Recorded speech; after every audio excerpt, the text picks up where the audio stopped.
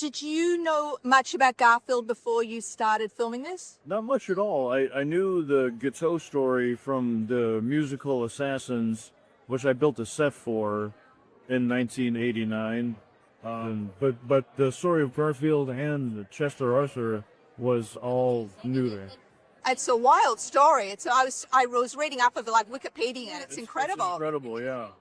I'm a huge fan of Candace Millard, and I had read a couple of her other books. She's got a great Teddy Roosevelt book called The River of Doubt, and a great Churchill book called Hero of the Empire.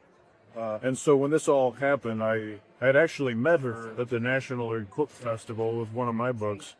So it was strangely familial. Like suddenly it was a small world. I also love how you're getting the word out about woodworking and working with your hands, because I feel like that's so important, and it's even more important now with phones and social media and everything.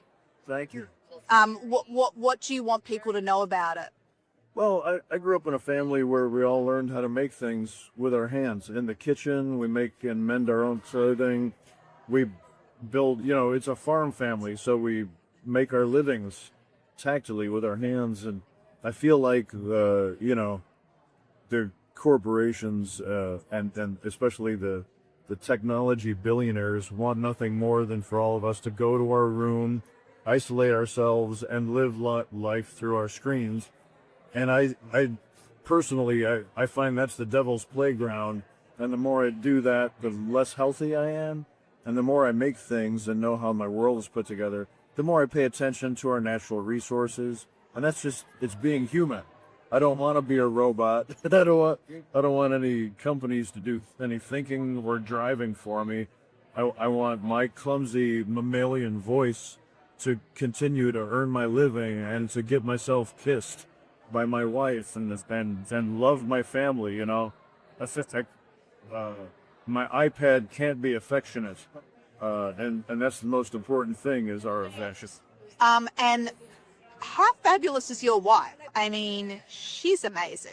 I believe I've been crunching the numbers. I believe she's top.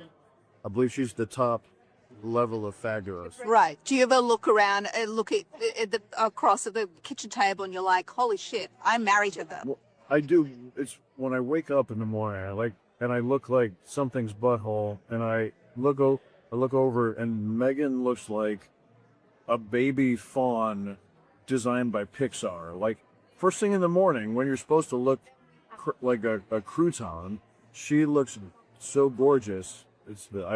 So I then run downstairs and do the dishes, and do my best to get her to keep me around for another day. Last question. I love Parks and Rec. I watch it over and over again.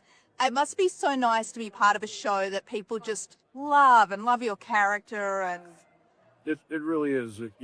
I went to theater school, because I wanted to be part of this storytelling tradition that is one way or another meant to be medicinal to society. And so Parks and Rec just was such a concentrated version of that. And it's so nice all these years later. I mean, we quit shooting it 10 years ago. But because of streaming, people are still watching it every day. And I get constantly told that we have succeeded in creating a medicinal show. People say that it got them through any number of hardships, and it calms their anxiety. And so I'm really grateful to be a part of that team.